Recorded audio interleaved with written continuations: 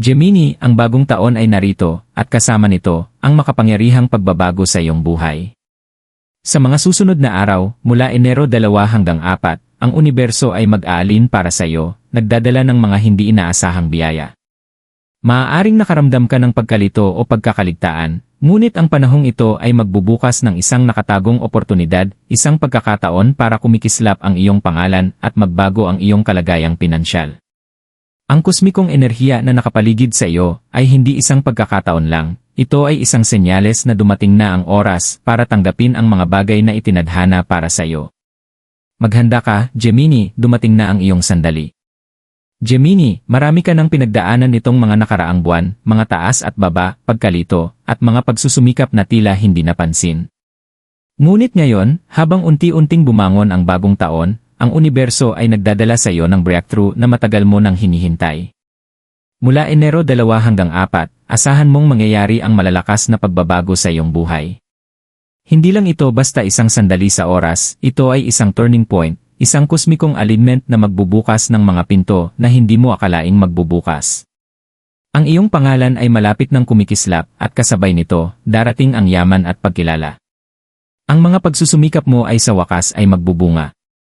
Tahimik na pinaghahanda ng universo ang entablado para sa iyong tagumpay at ngayon, oras mo nang sumikat. Maghanda ka, Gemini, dahil ang lahat ng pinapangarap mo ay malapit ng maging realidad. Ito ay simula pa lamang ng isang bagong kabanata para sa iyo. Ang nakatagong oportunidad. Matagal ka nang nasa isang lugar ng paghihintay, Gemini, parang iniisip mo na nakalimutan ka na ng universo. Nagtrabaho ka ng mabuti, naniwala sa iyong potensyal, at patuloy na nagpursige, kahit na parang hindi mo nakikita ang mga resulta. Ngunit ang katotohanan, ang universo ay tahimik na nag-aayos ng mga bagay sa likod ng mga eksena, naghahanda ng tamang pagkakataon para ikaw ay magtagumpay. Sa panahong ito, mula Enero 2 hanggang 4, isang nakatagong oportunidad ang magpapakilala sa sarili nito. Sa una, baka hindi ito mukhang malaki, marahil isang hindi inaasahang mensahe, isang pagkakataong di inaasahan, o isang maliit na pagbabago sa iyong paligid. Ngunit maglaan ng sandali upang mag-isip, dahil ito ang magiging simula ng isang malaking bagay.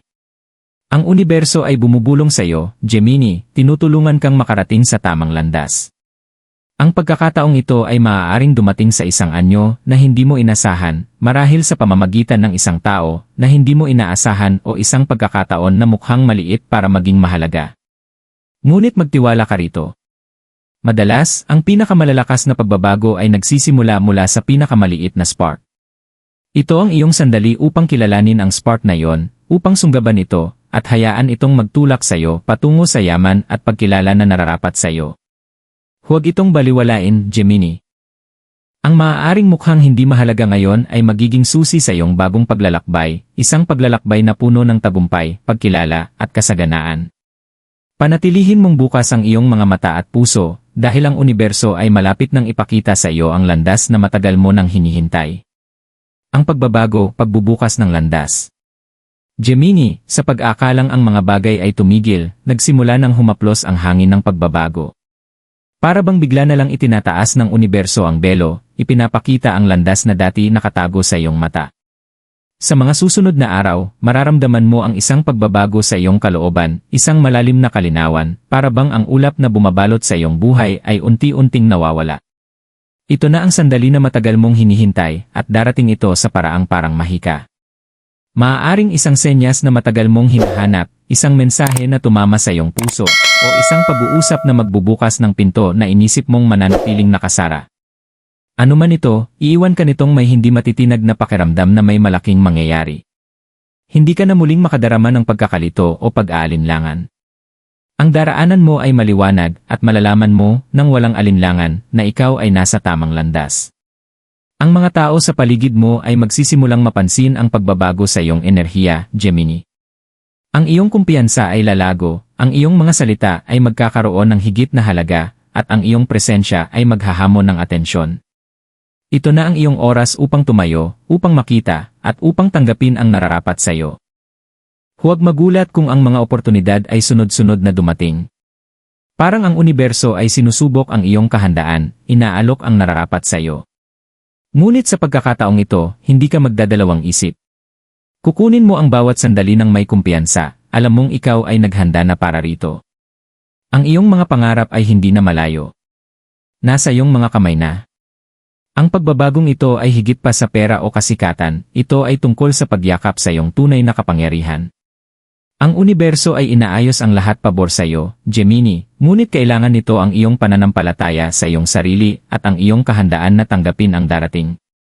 Magtiwala sa proseso, magtiwala sa mga senyas, at magtiwala na ang pinakamahusay ay darating pa. Pagkilala at pera, ang sandali ng pagtagumpay. Gemini, ang sandali na matagal mong hinihintay ay dumating na. Habang nagsisimula ang bagong taon, malapit ka ng maranasan ang isang breakthrough na walang kapantay. Matagal mong pinagsikapan ang lahat sa likod ng mga eksena, na walang gaanong pagkilala o papuri, ngunit ngayon, ang universo ay gumaganti sa iyo ng pinakamakapangyarihang paraan. Hindi lang ito tungkol sa pera, ito ay tungkol sa pagkilala na kaakibat nito, ang pagpapahalaga sa iyong halaga, at ang pagpapatunay ng lahat ng pagsusumikap mo. Sa panahong ito, mula Enero 2 hanggang 4, asahan mong sa wakas ay makikilala ang iyong mga pagsisikap.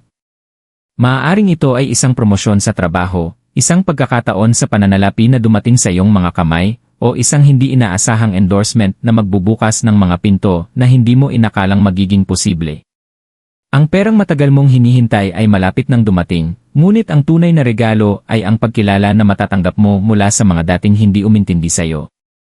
Matutuklasan mo ang iyong sarili sa sentro ng atensyon, Gemini, ngunit sa isang paraan na natural, para bang ang universo ay maingat na inihanda ang sandaling ito para sa iyo. Ang iyong pangalan ay magsisimulang kumislap, at ito ay maghahatak ng mas maraming oportunidad kaysa sa iyong inaasahan. Ngunit hindi lang ito tungkol sa mga panlabas na gantimpala. Ito ay tungkol sa panloob na pagpapatunay na sa wakas ay kinikilala mong ikaw ay nasa tamang landas. Ito na ang iyong oras upang sumikat. Hindi lang ito tungkol sa pagiging nakikita, ito ay tungkol sa pagiging ipagdiwang. Ang pagkilala na matatanggap mo ay magdadala hindi lamang ng yaman, kundi magpapatibay din ng iyong pwesto sa mundo. Magsisimulang mapansin ng mga tao ang iyong mga talento, kasanayan, at ang iyong natatanging enerhiya. Ito na ang iyong sandali upang umangat, at umangat ka nga. Ngunit hindi titigil ang universo dito. Ang daloy ng pera na malapit nang dumating sa iyo ay hindi isang one-time na regalo. Ito ay simula ng isang bagong kabanata sa iyong buhay, kung saan ang pinansyal na katatagan, kasaganaan, at pagkilala ay hindi na malalayong pangarap. Isa na itong iyong realidad. Habang nagsisimula ng magbukas ang mga oportunidad, magtiwala ka na ito ay nakaalin para sa iyong pinakamataas na kabutihan. Hindi lang ang universo ang nagdadala sa iyo ng tagumpay sa pananalapi, kundi ipinapaalin ka rin ito sa mga tao at sitwasyon na patuloy na susuporta sa iyong paglago. Nasa gilid ka na ng isang tunay na pagbabago, Gemini. Kaya, habang ang bagong taon ay nagdadala sa iyo ng pangalan at pera, tandaan mo ito, hindi lang ito tungkol sa kung ano ang matatanggap mo, kundi kung paano mo ito tatanggapin. Yakapin ang pagkilala at ang yaman ng may bukas na mga kamay, at malaman mong ito ay simula pa lamang. Marami pang inihanda ang universo para sa iyo, at habang tinatanggap mo ang iyong kapangyarihan, walang limitasyon sa mga magagawa mo. Ang aral at ano ang susunod? Gemini, habang unti-unting nagbubukas ang breakthrough ng pagkilala at yaman sa harap mo, mahalagang huminto at pag-isipan ang paglalakbay na nagdala sa iyo rito. Ang sandaling ito ng tagumpay ay hindi lang bunga ng iyong pagsusumikap, ito ay bunga rin ng mga aral na natutunan, pasensya na nasubok, at pagtitiwala sa proseso. Ginabayan ka ng universo sa mga panahon ng pagdududa at kawalang katiyakan, at ngayon, ginagantimpalaan ka nito ng bunga ng iyong pinaghirapan. Ngunit may mas malalim na aral sa pagbabagong ito. Hindi lang ito tungkol sa pera, kasikatan, o pagkilala, ito ay tungkol sa pagkatuto na paniwalaan ang iyong sariling halaga. Matagal mo nang maaaring pinagdudahan ang sarili, iniisip na ang iyong mga pagsusumikap ay maliit o hindi sapat upang makagawa ng pagbabago. Maaaring nagtanong ka kung ang universo ba ay tunay na nasa iyong panig. Ngunit ngayon, nakikita mo na ang lahat, bawat hamon, bawat kabiguan, bawat sandali ng paghihintay, ay bahagi ng dakilang plano. Ang panahong ito mula Enero 2 hanggang 4 ay hindi lang tungkol sa kung ano ang dumarating sa iyong buhay, kundi pati na rin sa kung sino ka nang nagiging.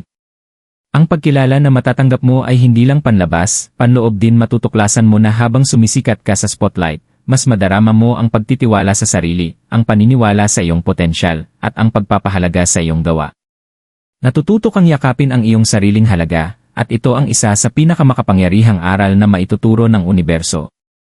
Kaya, ano ang susunod, Gemini? Ngayon na nasa iyong kamay na ang iyong pangalan at yaman, maluwag at bukas ang hinaharap. Ito ay simula pa lamang. Ang mga oportunidad na malapit mong maranasan ay patuloy na magtatayo sa pundasyong iyong inilatag. Ginagabayan ka ng universo patungo sa mas malaking tagumpay, ngunit kailangan mong manatiling bukas sa paglalakbay na darating. Marami pang aral, hamon, at sandali ng paglago ang paparating. Yakapin ang hinaharap ng may kumpiyansa, alam mong kaya mong harapin ang anumang darating sa iyong landas. Ang iyong pagkilala at yaman ay hindi lamang gantimpala, ito ay mga kasangkapan na tutulong sa iyo upang likhain ang buhay na matagal mo nang pinapangarap. Magtiwala sa daraan na landas, at tandaan, ito ay simula pa lamang ng isang kamangha-manghang bagong kabanata. Gemini, habang dinadala sa iyo ng universo ang pagkilala at pinansyal na kasaganaan na matagal mo nang nararapat, mahalagang tandaan na hindi ito ang katapusan ng iyong paglalakbay. Bagkus, ito ay simula pa lamang ng mas dakilang bagay. Ang mga pintong nagbubukas para sa iyo ay hindi lamang pagkakataon para magkaroon ng yaman o pagkilala, ito ay pagkakataon para yakapin ang iyong tunay na kapangyarihan at potensyal. Tahimik na inihanda ka ng universo para sa sandaling ito, at ngayon na nandito na ito, mayroon kang pagkakataon na likhain ang buhay na matagal mo nang pinapangarap. Sa panahong ito, mula Enero 2 hanggang 4, ipinapakita ng universo, handa ka na. Handa ka nang yakapin ang iyong kadakilaan. Handa ka nang tanggapin ang iyong halaga. Handa ka nang gumawa ng matapang na hakbang patungo sa iyong hinaharap. Ang mundo ay handa nang makita ang iyong kinang, Gemini, at ito na ang iyong oras upang umangat.